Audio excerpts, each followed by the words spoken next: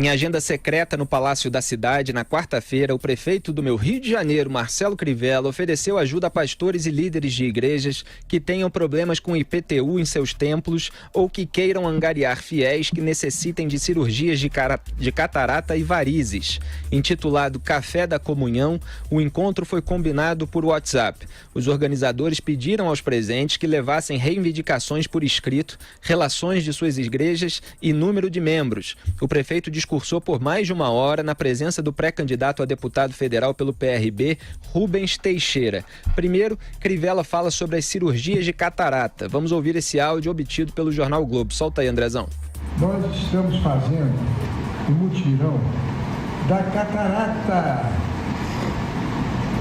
Eu contratei 15 mil cirurgias até o final do ano. Então, se os irmãos tiverem alguém na igreja com problema de catarata, o que é a catarata? Quando a gente envelhece, o cristalino, essa bolinha que todos nós temos dentro do olho, fica opaca.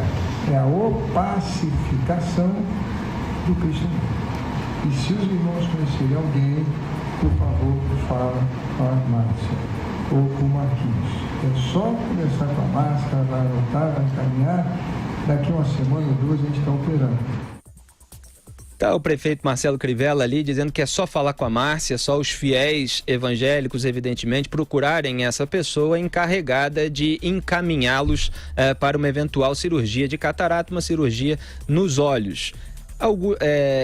Vamos ouvir o restinho, que tem mais um vídeo. Agora o Crivella fala sobre problemas com IPTU. Solta aí, Andrezão. Tem pastores que estão com problema de IPTU. A igreja não pode pagar IPTU, mesmo que seja um salão alugado.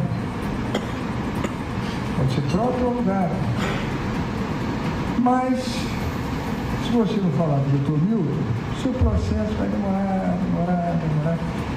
Nós temos que aproveitar que Deus nos deu a oportunidade de estar na prefeitura para esses processos andarem, para a gente dar um fim nisso. Tá aí o Marcelo Crivella. Você já tem alguma consideração, Augusto? Olha aqui, Felipe.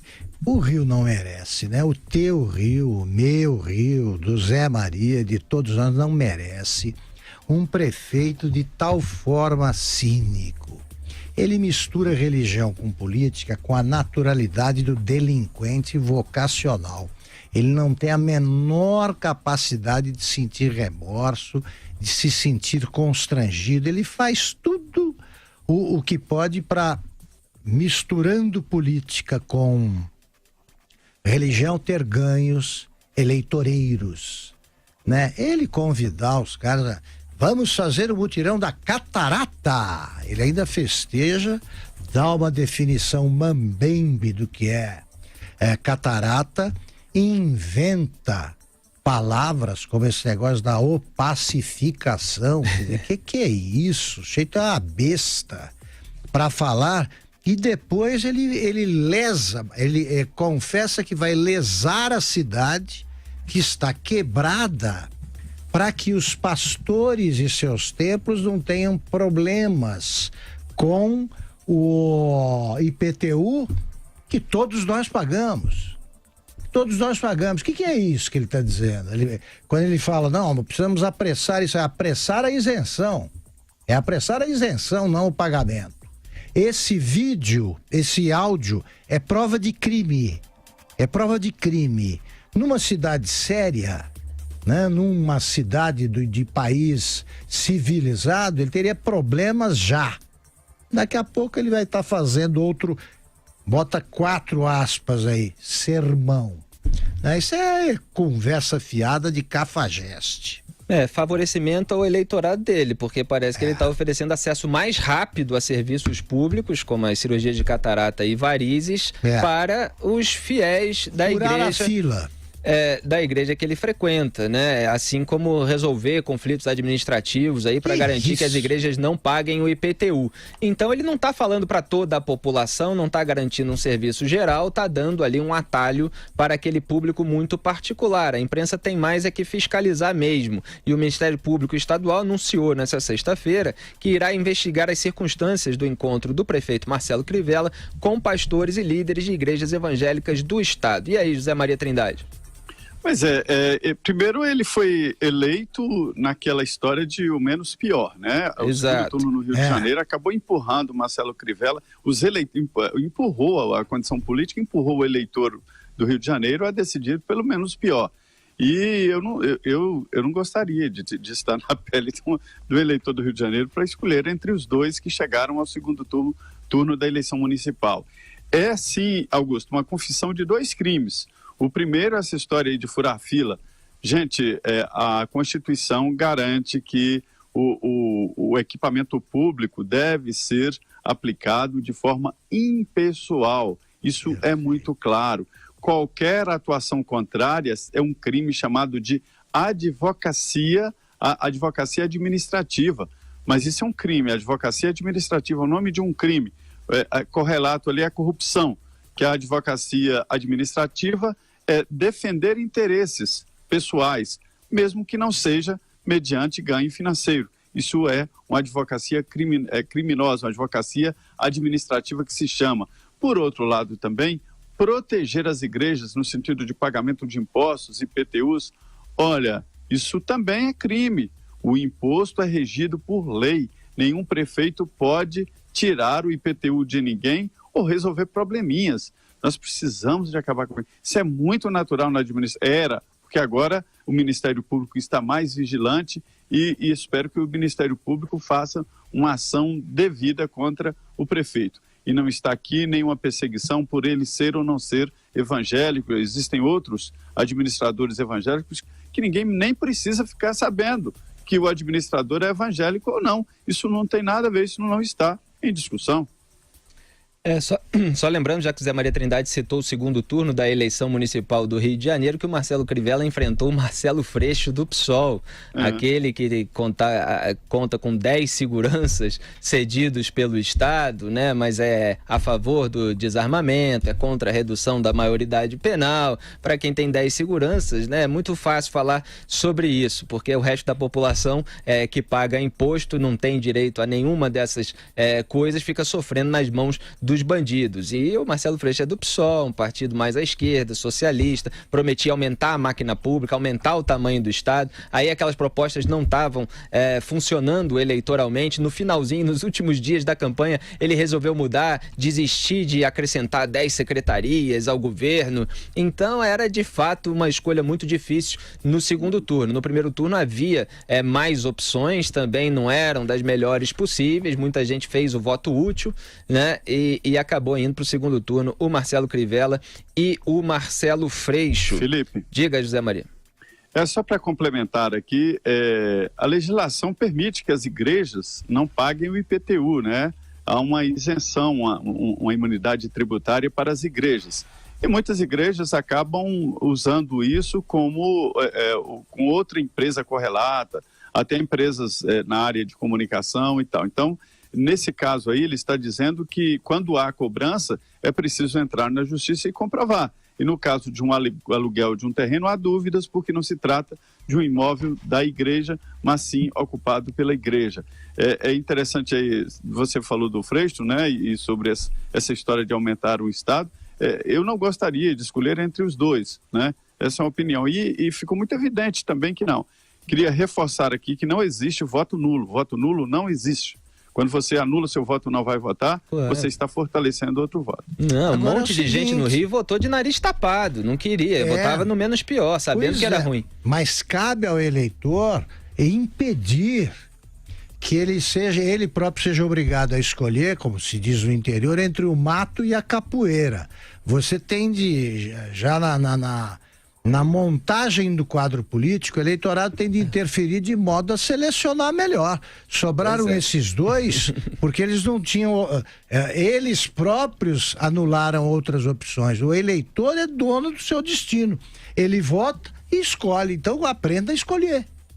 Outras opções eram Pedro Paulo, por exemplo, que aí havia denúncias de que tinha batido na mulher, era o candidato do Eduardo Paes, que também teve a sua rejeição aumentada e vai ser candidato agora ao governo do estado, conseguiu derrubar a inelegibilidade. Tinha o Índio da Costa também, mas não estava com uma votação muito forte, ele que foi um dos criadores da lei da ficha limpa e ele ergue essa bandeira para se valorizar também. Outro candidato era o Flávio Bolsonaro, que acusou bastante, eu já falei disso aqui nesse programa, o Datafolha, porque na véspera da eleição estava no primeiro turno bastante embolado o cenário e o Datafolha colocou o Flávio com 7%, se eu não me engano, e no dia, na eleição ele teve 14%. E muita gente fez voto útil no Rio de Janeiro no Pedro Paulo, que era o candidato do Eduardo Paes, justamente porque não queria nem o Crivella nem o Freixo. E o Pedro Paulo não passou e o Flávio acabou ficando, não me lembro agora se melhor e tal, mas muito parecido com o Pedro Paulo. Muita gente deixou de votar no Flávio Bolsonaro para votar no Pedro Paulo. Então era esse bolo que se formava no primeiro turno da eleição municipal do Rio. Só para completar, para deixar claro o meu raciocínio, eu me refiro até ao período anterior. Quer dizer, claro, o primeiro turno também já comporta esse tipo de depuração, de triagem, claro, de escolha. Mas antes disso até, quer dizer, quando começa a surgir nomes, o povo tem de estimular a entrada em cena de candidatos que o representem, sabe? Mais participação política do povo leva a isso. Não dá para ficar esperando que os partidos apresentem pais da pátria que sejam considerados modelares aí pelos povos mais civilizados do mundo. Agora eu queria fazer uma última consideração sobre esse assunto, que o jornal O Globo, ele fiscaliza intensamente o Marcelo Crivella.